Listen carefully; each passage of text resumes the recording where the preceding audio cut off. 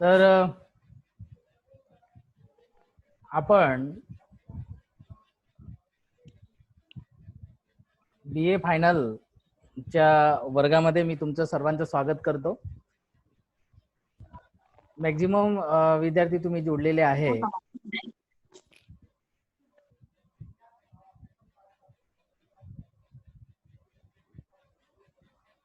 आवाज येतोय माझा?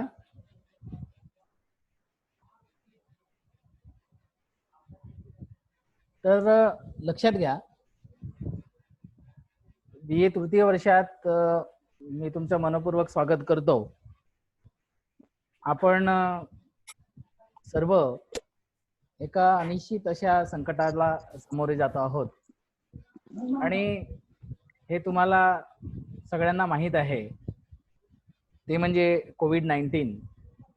या कोविड-19चा प्रभाव हा समस्त जगावर झालेला आहे आणि अशा परिस्थितीमध्ये अनपेक्षितच मार्च महिन्यामध्ये तुमचे वर्ग बंद झालेत आणि आपला कॉलेजच्या कॅम्पसमध्ये येणं बंद झालं.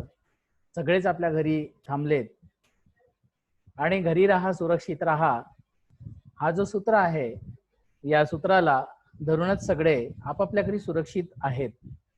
मी अपेक्षा करतो की तुम्ही देखील सगळे लोक छान घरी व्यवस्थित असाल आणि तुम्हा सर्वांना कॉलेजच्या कॅम्पसची आठवण येत असेलच. त्यात काही वावगं नाही, स्वाभाविकच आहे. आपल्याला आपला महाविद्यालय एवढं छान आहे आणि महाविद्यालयाची ओढ सगळ्यांनाच असते, पण अनपेक्षित अशा परिस्थितीमुळे महाविद्यालयामध्ये आपली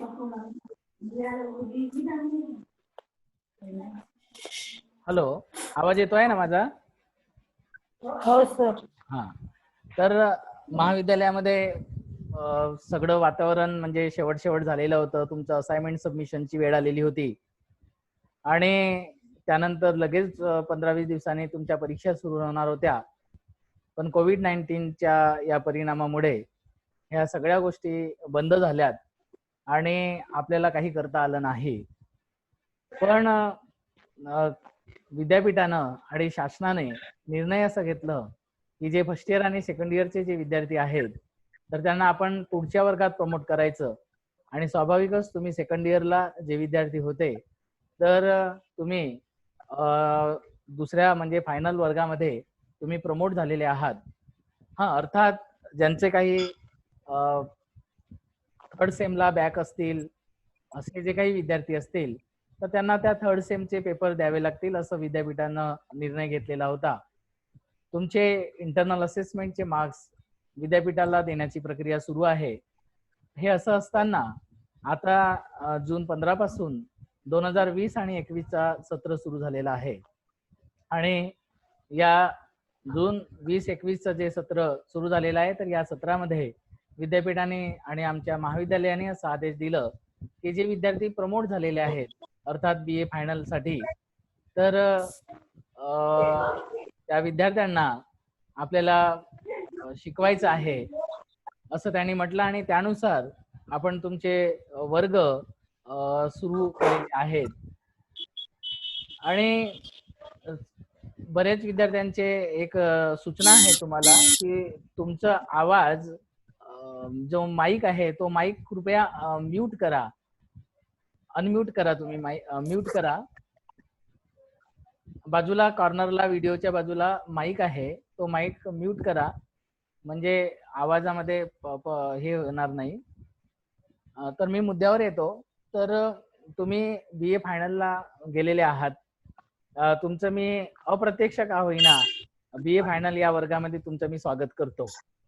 आणि आपले वर्ग फिजिकली होतील किंवा नाही हे नंतर वेळ ठरवेल आणि काळ ठरवेल, पण आपला कुठलाही शैक्षणिक नुकसान होऊ नये हे महाविद्यालयानं खुणगात बांधली आणि त्यानुसार ऑनलाईन आपण वर्ग घ्यायचे असं ठरवलं. आणि एक ऑनलाईन वर्ग घेण्याचे एक माध्यम म्हणून आपण तुम्हाला झूम ॲप डाउनलोड करायला सांगितलेलं आहे. जवळपास BA फायनलचं जे मराठीचं आपण ग्रुप तयार केलं, तर या ग्रुपवर 70 विद्यार्थी जॉईन झालेले आहेत.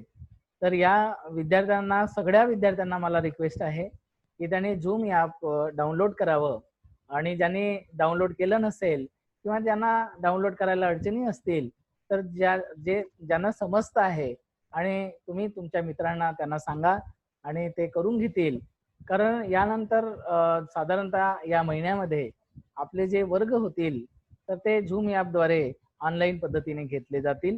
तर तुम्ही तुमचं नुकसान होता कामा नये किंवा दुसऱ्यांचंही नुकसान होऊ नये यासाठी तुम्ही एकमेकाला कॉपरेट करून तो झूम ॲप डाउनलोड करायचं. कोणाला जर समस्या असतील तर पर्सनली कॉल करू शकता, आणि पर्सनली कॉल करून तुम्ही मी तुम्हाला त्या संदर्भात गाईड करू शकतो. तर मित्रांनो, आज BA फायनल जे वर्ग आहे, तर या वर्गाचं मी तुम्हाला सिलेबस परिचय करून देतो. तुम्ही फर्स्ट इयरला आणि सेकंड इयरला गद्य आणि पद्य शिकलेले आहात. तर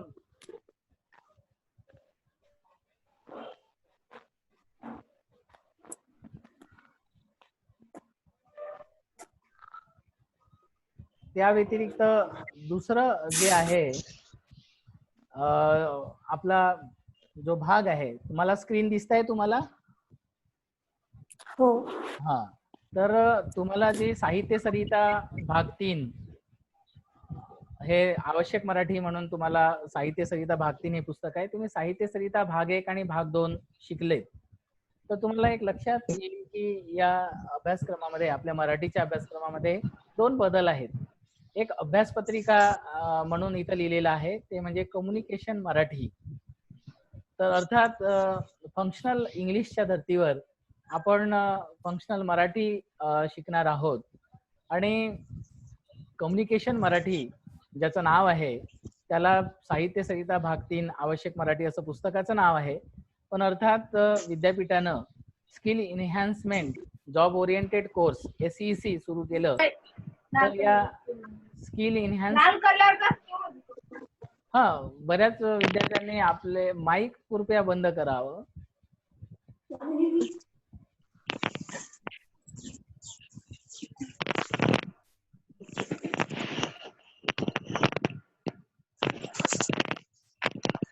तर लक्षात घ्या, स्किल इन्हान्समेंट जो कोर्स आहे,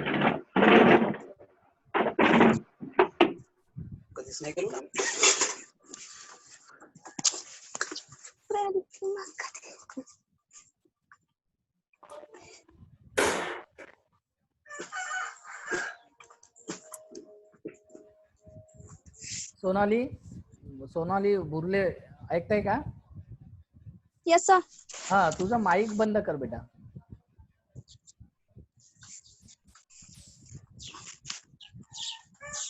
हा, तर लक्षात घ्या, आवाज येतोय आता? तर स्किल इन्हान्समेंट कोर्स हा अतिशय महत्वाचा कोर्स आहे. तुम्हाला या सत्रामध्ये शिकायला फार आनंद होईल. आपण ईश्वरचरणी प्रार्थना करूया की लवकर हा कोरोनाचा संकट जावो आणि आपण फिजिकली वर्गात बसावं आणि शिकावं. खरं तर पण आता पर्याय नाही, म्हणून आपल्याला बऱ्याच गोष्टी ऑनलाईन शिकाव्या लागेल आणि काळाची गरज झालेली आहे. आणि बऱ्यापैकी तुम्ही विद्यार्थी आज इथे सहभागी झालेले आहात आणि मला आनंद आहे. मी तुमचं स्वागत करतो. ही काळानुसार शिकण्याची फार गरज आहे. आतापर्यंत तुम्ही BA फर्स्ट इयर आणि सेकंड इयरला जी मराठी भाषेची जी पुस्तक शिकलेली आहे, तर त्यामध्ये तुम्ही आपला जो संबंध आहे तो साहित्य आणि समाज या अनुषंगाने आपण गद्यपाठांचा आणि कवितांचा अभ्यास केला आणि त्या अंतर्गत आपण साहित्याची ओळख करून घेतली, भाषेची ओळख करून घेतली, कवींच्या कविता शिकलो, जे धडे होते तर त्या धड्यांमध्ये लेखकांनी काय सांगितलं, त्या लेखकांचं सगळं आपण आशय त्या धड्यांचा शिकलो. एकंदरच साहित्य, समाज याचं जे काही जीवन आहे, तर साहित्य आणि समाज जीवनाचा आपण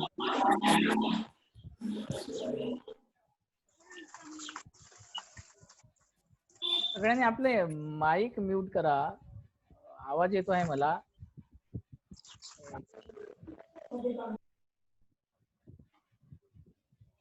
तर लक्षात घ्या की दोन्ही वर्गामध्ये साहित्य आणि समाज या गोष्टी आपण शिकलो आणि लेखक आणि कवी यांचा परिचय आपण केलं. पण BA फायनल मध्ये आपल्याला गद्यपाठांचा आणि कवितांचा अभ्यास करायचा नाही आहे, कारण BA फायनलला साहित्य सरिता भाग 3 हे जे पुस्तक आहे, या पुस्तकाअंतर्गत स्किल एनहान्समेंट म्हणजे जॉब ओरिएंटेड कोर्स डिझाईन करण्यात आला, जे अतिशय उपयोगी आहे.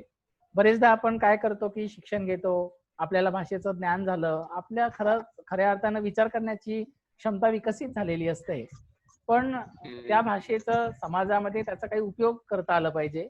समाजाची किंवा जीवनाची जी विविध क्षेत्रे आहेत, तर त्या क्षेत्रांचा परिचय आपल्याला व्हायला पाहिजे आणि त्या परिचय होऊन त्या भाषेचं कसं आपल्याला उपयोग करावा लागेल, तर त्या अनुषंगाने हा अभ्यासक्रम डिझाईन करण्यात आलेला आहे.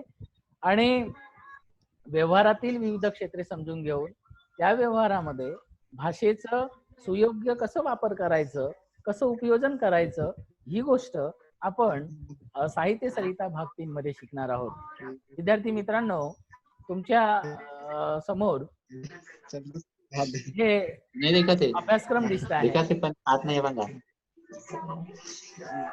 अभ्यासक्रम दिसत आहे सगळ्यांना.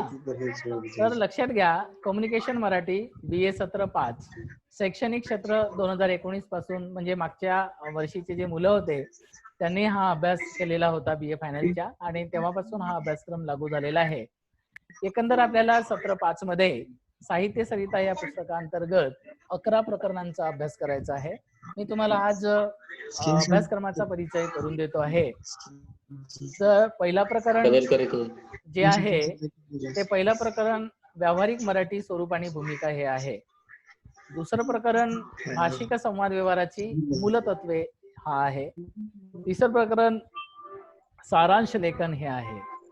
चौथं प्रकरण कल्पना विस्तार.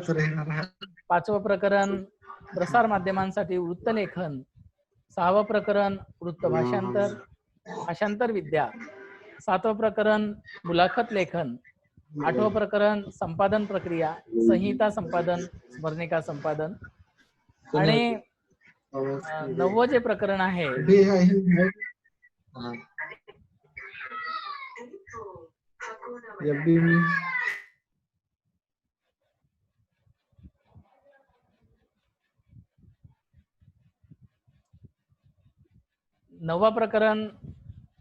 जाहीर निवेदन व माहिती पत्रक. 10वं प्रकरण इंटरनेट आणि मराठी भाषा व साहित्य. आणि 11वं प्रकरण इतिवृत्त लेखन. एकंदर सत्र 5 जे अभ्यासक्रम तुम्हाला लक्षात आलं असेल, विविध प्रकरणं दिसत आहेत. खरं तर ही जी प्रकरणं आहेत, वरचं पहिलं प्रकरण सोडलं आणि दुसरं, तर आपणास असं लक्षात येतं की हे सगळे जीवन व्यवहारामध्ये फार उपयोगी आहेत. कसं आहे, तर एक लक्षात घ्या, सारांश लेखन तुम्हाला प्रकरण 3 मध्ये दिसतो आहे. सारांश लेखनाचा जर विचार केला आपणाला, तर हे अतिशय महत्वाचं आहे. सारांश लेखन ही एक आकलनाची प्रक्रिया आहे आणि ते आकलन अतिशय मुद्देसूद असलं पाहिजे. बरेचदा आपल्याला अवांतर बोलण्यापेक्षा मुद्देसूद बोलता आलं पाहिजे, मुद्देसूद लिहिता आलं पाहिजे. यासाठी सारांश लेखनाचं कौशल्य फार येणं आवश्यक आहे, अवगत होणं आवश्यक आहे. बरेचदा मुलं UPSCचा अभ्यास करतात, MPSCचा अभ्यास करतात, तर त्यामध्ये देखील भाषेचा जो पेपर होतो, तर त्यामध्ये सारांश लेखनावर देखील फार गुण असतात. आपल्याला सारांश लेखनाचं कौशल्य जर आपलं विकसित झालं आणि आपल्याला त्यातले बारकावे लक्षात आले, तर निश्चितच आपल्याला आपली आकलन प्रक्रिया विकसित करता येईल. आणि दुसरी महत्वाची गोष्ट म्हणजे आपणास त्या अनुषंगाने मुद्देसूद बोलणं, मुद्देसूद लिहिणं, ही गोष्ट देखील सहजपणे शिकता येईल. चौथा जो प्रकरण आहे, त्या प्रकरणामध्ये आपण कल्पना विस्तार नावाचं प्रकरण आहे. त्या प्रकरणामध्ये शिकणार आहोत की आपण एखाद्या वाक्यावर, म्हणजे उदाहरणार्थ मी एक वाक्य बोलतो, बोले तैसा चाले त्याची वंदावी पावले, असं जर हे म्हण आहे, तर यावर आपल्याला 20-25 ओळी लिहायचे आहेत. तर ते कसं लिहायचं, तो कल्पना विस्तार कसं करायचा, म्हणजे याची गोष्ट आपण शिकणार आहोत. कल्पना विस्तार म्हणजे तुम्ही 10वी-12वी पर्यंत निबंध लेखन करीत आलेला आहात विविध विषयांवर, तर अगदी त्याचाच एक भाग आहे. आणि MPSC किंवा कॉम्पिटेटिव्ह परीक्षांमध्ये देखील हे बरेचदा विचारलं जातं, निबंध त्या एखाद्या विषयावर लिहा असं बोललं जातं, पण त्याचं कौशल्य जर आपल्याला नसेल तर आपण ते लिहू शकणार नाही.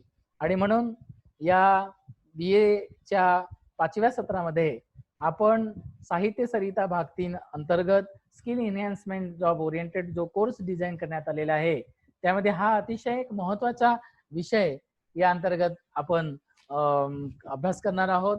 आणि कल्पना विस्ताराचं कौशल्य निश्चितच आपला उद्निंगत होईल.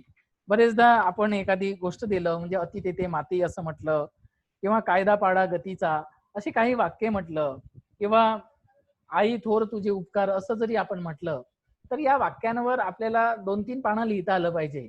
आणि मग मी तुम्हाला असं दिलं की लहानपण देगा देवा ही ओढ दिली मी, आणि तुम्हाला असं म्हटलं की 2 पानं लिहा, तर लिहायचं कसं, कुठून सुरुवात करायची, कसे मुद्दे आले पाहिजे, असे एक ना अनेक प्रश्न निर्माण होतात. आणि म्हणून हे कौशल्य आपल्याला आपल्या अंगी रुजावं, आपल्याला हे कौशल्य आत्मसात करता यावं, म्हणून आपल्या या अभ्यासक्रमामध्ये कल्पना विस्तार हा देखील भाग आलेला आहे.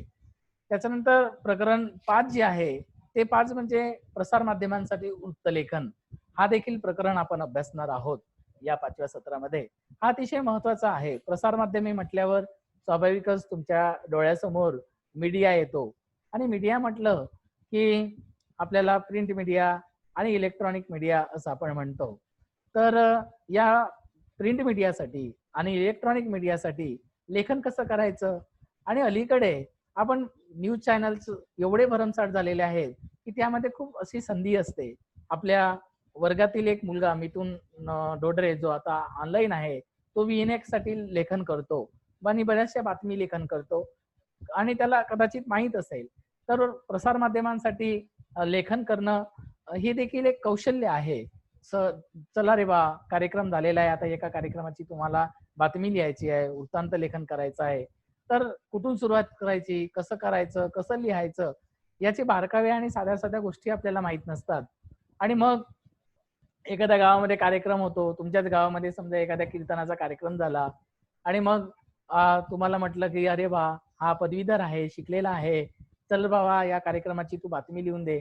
तर मग आपण पाहतो, अरे मी बातमी कशी लिहायची, अरे मग असे प्रश्न निर्माण होतात. आणि मग समाजाची टीका होते की हा ग्रॅज्युएट आहे पण याला लिहिता देखील येत नाही.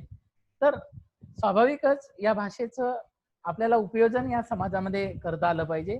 या अनुषंगानं देखील आपण प्रसार माध्यमांसाठी वृत्तलेखन हा एक म्हणजे प्रकरणाअंतर्गत बातम्या कशा लिहायचं, वृत्तलेखन कसं करायचं, नियतकालिकांमध्ये संपादकीय असतं, लेखन असतं, अग्रलेख असतं, तर त्याचं लेखन कसं केलं जातं, इलेक्ट्रॉनिक मीडियासाठी वृत्तनिवेदन कसं करायचं, या गोष्टी देखील आपण या प्रकरणाच्या अनुषंगानं शिकणार आहोत.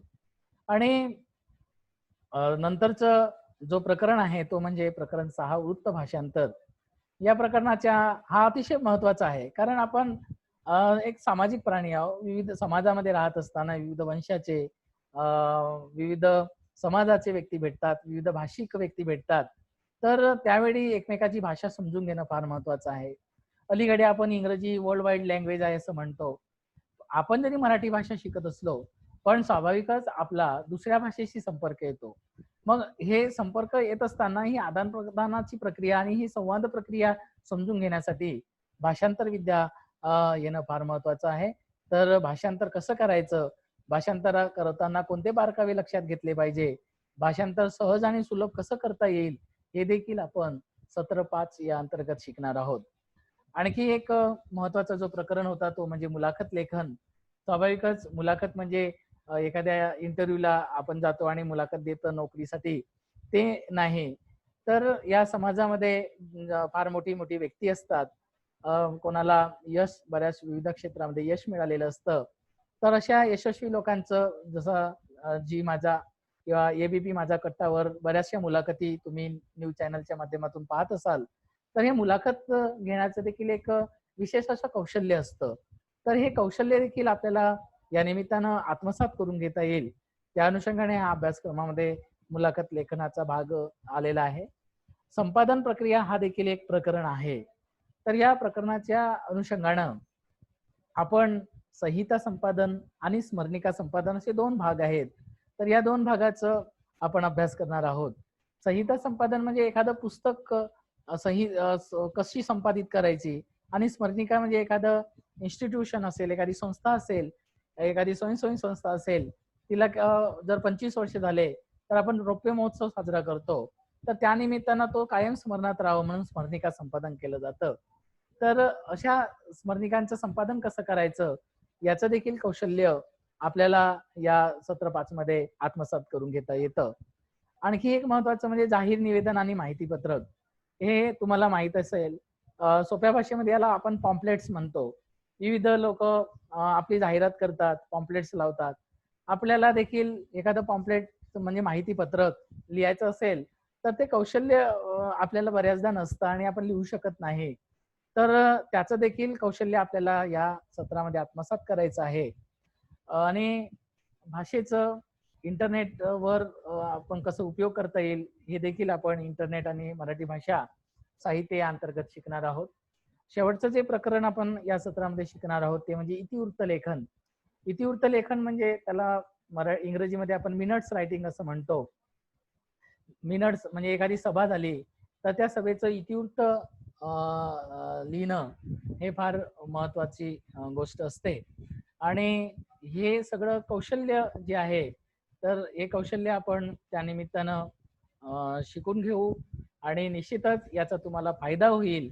आणि या व्यावहारिक मराठीचा हे अभ्यासक्रम आपण शिकल्यानंतर आपल्याला समाजामध्ये आपण जे ज्ञान घेतलेलं आहे भाषेच्या माध्यमातून तर त्या ज्ञानाचं एक अतिशय सुंदर असं उपयोजन आपल्याला करून घेता येईल आणि त्याचा फायदा आपल्याला होईल. सिलेबस अतिशय छान आहे.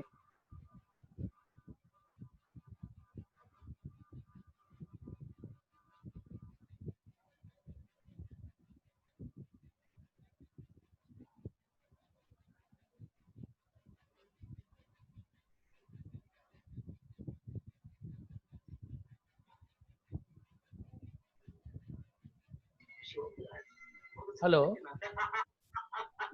तुम्हाला सिलेबस समजला?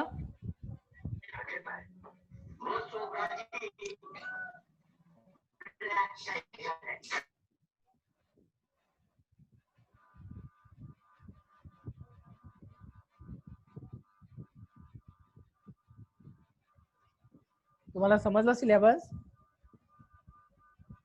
हॅलो, आवाज येत आहे माझा?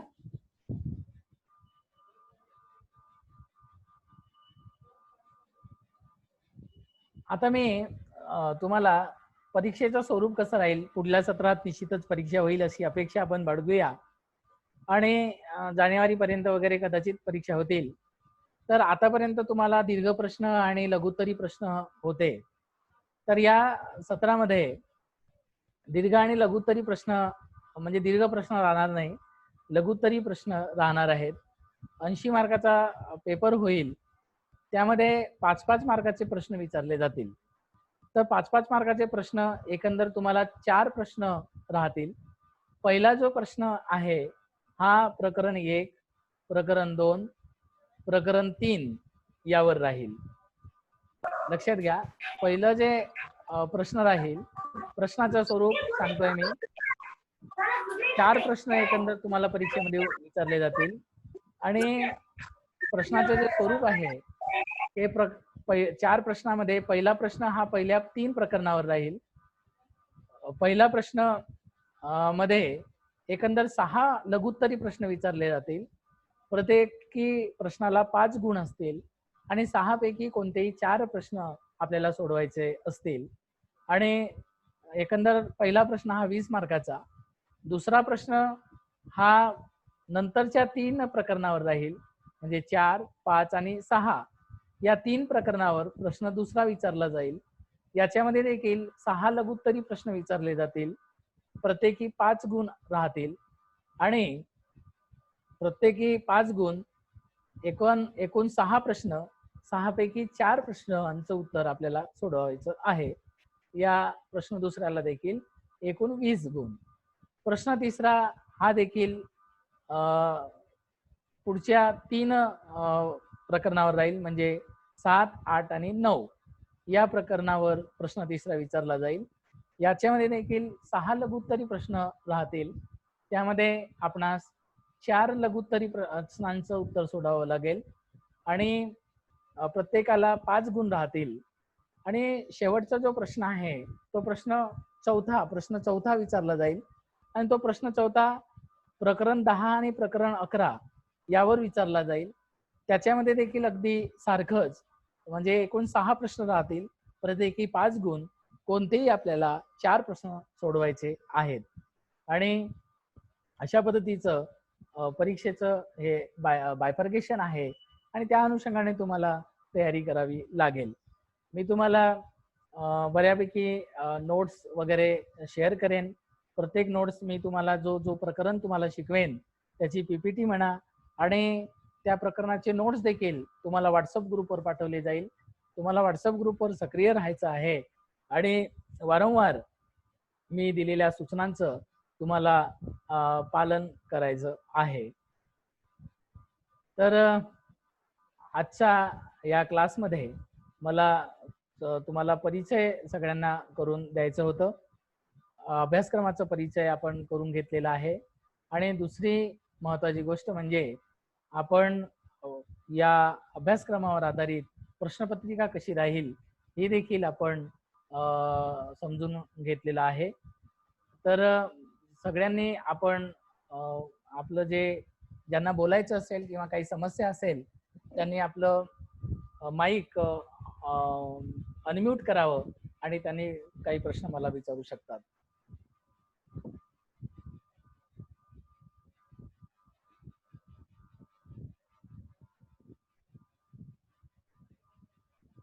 कोणाला काही प्रश्न आहेत?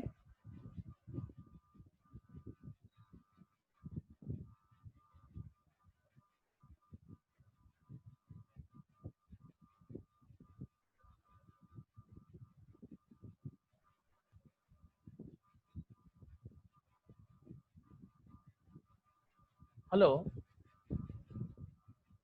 कोणाला काही प्रश्न? मला असं वाटतं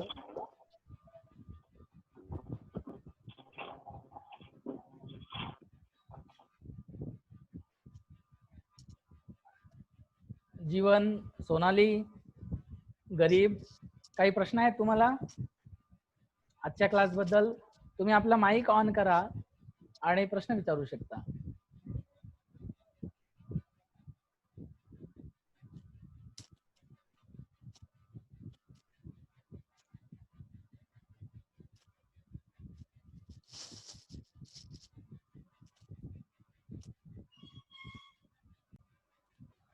तर मला असं वाटतं आज तुम्हाला काही प्रश्न नाही आहेत. तुम्हाला अभ्यासक्रम माहीत झालं असेल आणि समजलं असेल. आजचं आपण वर्ग इथेच मीटिंग स्टॉप करतो आहोत आणि पुढचा जेव्हा क्लास होईल तेव्हा तुम्हाला पुढच्या क्लासची लिंक पाठवली जाईल. मिथून? हो सर. हा, ठीक आहे. तुम्हाला सिलेबस समजलं? हो. आणि मी प्रश्नाचा पॅटर्नही सांगितलं. बऱ्याच मुलांना अडचणी आहेत, त्यांना आपलं माईक ऑन करता येत नाही किंवा हे, तर थोडंसं तुम्ही एकमेक मित्रांनी काय करायचं, कम्युनिकेट करायचं. आणि ठीक आहे सर. हा, तर मी सगळ्यांना पुन्हा एकदा नवीन म्हणजे वर्षामध्ये म्हणजे 2020-21 या सत्रामध्ये तुम्ही BA फायनलचे विद्यार्थी झालात त्याबद्दल मी तुमचं सर्वांचं म्हणजे पुन्हा अभिनंदन करतो. आणि आपण ऑनलाईन क्लासवर अधिकाधिक संख्येने जोडून राहावं अशी मी आपल्याकडून अपेक्षा बाळगतो. आणि व्हॉट्सअपवर दिलेल्या सूचनांचं आपण पालन करा. काही अडचणी असतील तर तेही शेअर करा. आपण त्याच्यावर चांगला मार्ग काढू आणि आपलं आता या महिन्यात आणि साधारणतः जुलै महिन्यापर्यंत आपले ऑनलाईन क्लास जो काही शेड्यूल राहील त्या शेड्यूलनुसार होतील. ओके, आजचा क्लास इथेच आपण समाप्त करतो आहोत. ठीक आहे, भेटूया आपण पुढे नंतर. ठीक आहे.